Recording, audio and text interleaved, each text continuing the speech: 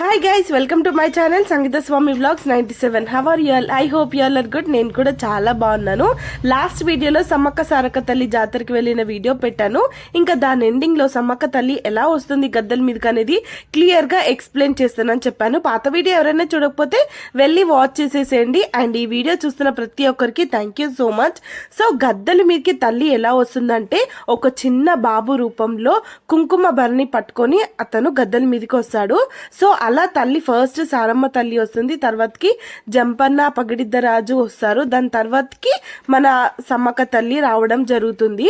నాకు చిన్నప్పటి తెలిసిన స్టోరీ ఒకటంటే, నిజంగా కొంతమంది కోయరాజులు వెళ్ళి అమ్మ నీకోసం కొన్ని వేల మంది ఎదురు చూస్తున్నారు రండి అని చెప్పినప్పుడు అక్కడి నుంచని ఇంకా నా పని అవ్వలేదు సమ్మక్క తల్లి, ఇంకా నా పని అవ్వలేదు, నేను చిన్నపిల్లలకి జుట్లేయడానికి పని సరిపోవట్లేదు, నాకు పని ఉంది అని చెప్పేదంట. అప్పుడు ఇంకా చాలాసేపు ఆగండి ఆగండి అని చెప్పేదంట తల్లి. చెప్పినప్పుడు ఇంకా నేను వచ్చడానికి టైం పడుతుంది, నా బిడ్డని పంపిస్తున్నాను, వెళ్ళి దర్శనం ఇస్తుంది నా బిడ్డ, తర్వాతకి నేను వస్తానని చెప్పేది.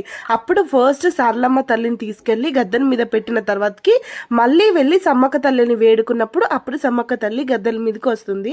సో అది అనమాట ఫస్ట్ సారక్క తల్లి రావడానికి రీజన్ ఏంటి అంటే, అమ్మవారు ఇలా చెప్తుంటే వినిపించేది బయట ఉన్న వాళ్ళకు అని అప్పటి కాలం వాళ్ళు చెప్తున్నారు. ఆ స్టోరీ మాత్రం మాకు చిన్నప్పటి నుంచి మా మమ్మీ వాళ్ళు చెప్తూ ఉండే, నేను అదే మీకు రిపీట్ చేశాను. సో ఇంకా ఫైనల్గా అయితే అమ్మవారి గద్దెల మీదకి వచ్చేటప్పుడు అందరం వెళ్ళి చూసాము.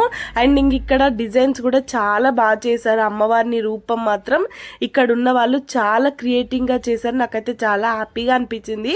ఇంకా ఆ రోజు నైట్ తర్వాతకి నెక్స్ట్ డే రోజు మార్నింగ్ మేము మళ్ళీ అమ్మవారి దగ్గరికి దర్శనంకి వెళ్తున్నాము. ఎందుకంటే ఇప్పుడు సమ్మక్క తల్లి, సారలమ్మ తల్లి, పగిడిద్దరాజు, గోవిందరాజు అందరూ కూడా గద్దెల మీదనే ఉంటారు కాబట్టి ఈ టైంలో దర్శనం చేసుకోవడం చాలా మంచిది. ఎంత కూల్గా ఉందో, కానీ ఎవ్వరు కూడా ఏం చలి అనేది ఏమీ లేదు. మా ఫ్యామిలీ తో దర్శనానికి వెళ్ళిపోతున్నాము. సో ఇంకా మంచిగా వెళ్ళి అమ్మవారికి కొబ్బరికాయలు, బెల్లము, మేము మా అక్క కొడుకుకు నిన్న తెచ్చిన బెల్లం కూడా అమ్మవారికి అప్పచెప్పేసాము. సో బంగారం అనమాట, బంగారం ఇచ్చేసి ఇంకా ఇక్కడ మీరు కొంచెం లోపలికి చూస్తే అమ్మవారు కనిపిస్తుంది.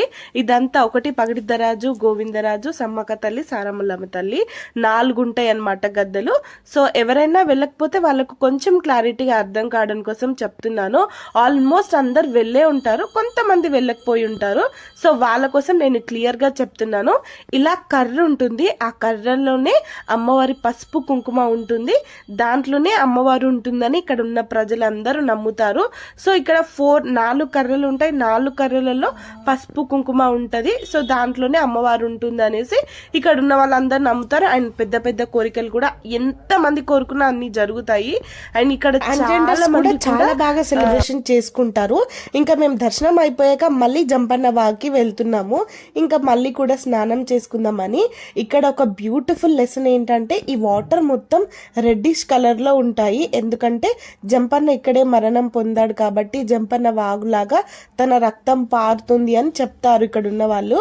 సో ఇంకా మేము మంచిగా స్నానం చేసుకొని అక్కడి నుంచని చిలకల గట్టుకి వెళ్ళాము. ఇక్కడనే అమ్మవారు ఉంటుంది. సో చిలకల గట్టి నుంచనే అమ్మవారిని తీసుకొస్తారు. ఇంక ఇక్కడ వాటర్ కూడా చాలా బాగుంటాయి, చాలా మంది తీసుకెళ్తారు వాటర్ ని.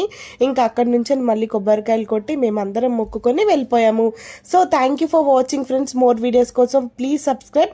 నా ఛానల్ ని సపోర్ట్ చేసిన ప్రతి ఒక్కరికి thank you so much and bye bye.